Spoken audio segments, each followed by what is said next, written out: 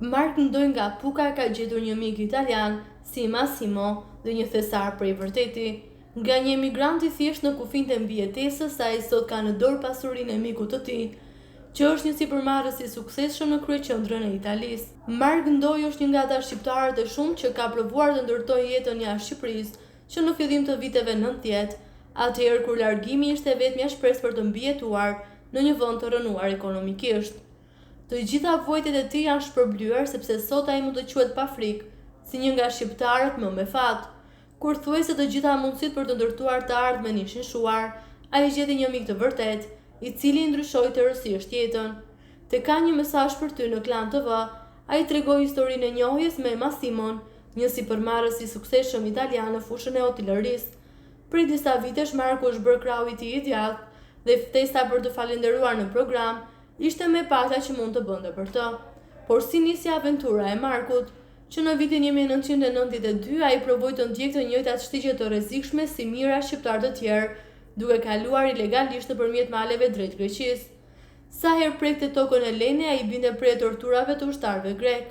Si për të mos harruar kurrë ato momente të hidhura, tre brinjtë e tij të thyera e kthei në kohë sa herë që ndryshon moti apo bën ndonjë sforcim fizik. Pas 7-8 vitesh tentativash të dështuara, Marku vendoste të hiqë dorë përfundimisht nga Greqia. Në 1999 u martua dhe në 2001 erdhi në jetë djali i tij Enrik. Thotë që fëmia është gjithmonë një mbarsi, por nga ana tjetër jeta në fshatja bëri Markut të pamundur që t'i ofronte djalit dhe bashkëshortes një të ardhme të mirë. Në rrethana të tilla ai u detyrua të marrë para borxh dhe të nisej me gomone drejt Italisë, duke vënë jetën në rrezik.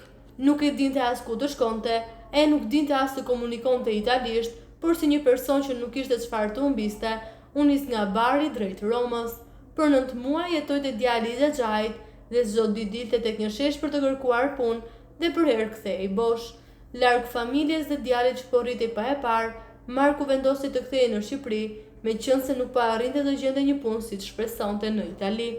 Përpara kësaj vendosi të japë një shans të fundet vetes, të provonte edhe një ditë, e më pas ta ndante mendjen për të rikthyer. Për të shkuar atje u ngrisham çdo ditë në orën 5 të mëngjesit dhe bëjam 2 orë me autobus, që i ndërroja ndërsa më rriam te vendi ku kërkojam punë. Para se të shkojam piva kafe në mëngjesit pa shpresë fare. 200 metra pa më rritur te vendi kur kërkojam punë, më ndaloi një motor te këmbët. Më thotë, "Do vish në punë?" E shikova si e habitur dhe ai sërish më thotë, "Do vish apo të shkoj të marr ndonjë tjetër?" Unë pa e menduar fare, i mora kastën dhe hipa në motor. Më çoi afër Koloseut ku po ndërtonte një garazh.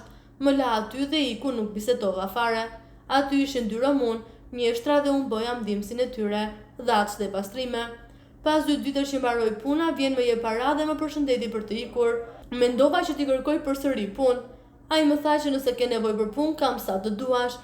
I thash se po dhe nxori një letër më shkruajti adresën e hotelit, duke më thonë që do shkosh aty për të punuar si pjatalarës. Mendova t'i tregoj të vërtetën që unë jam klandestin, pa dokumenta dhe nuk mund të punojam, por ai më thotë që të shkoj gjithsesi.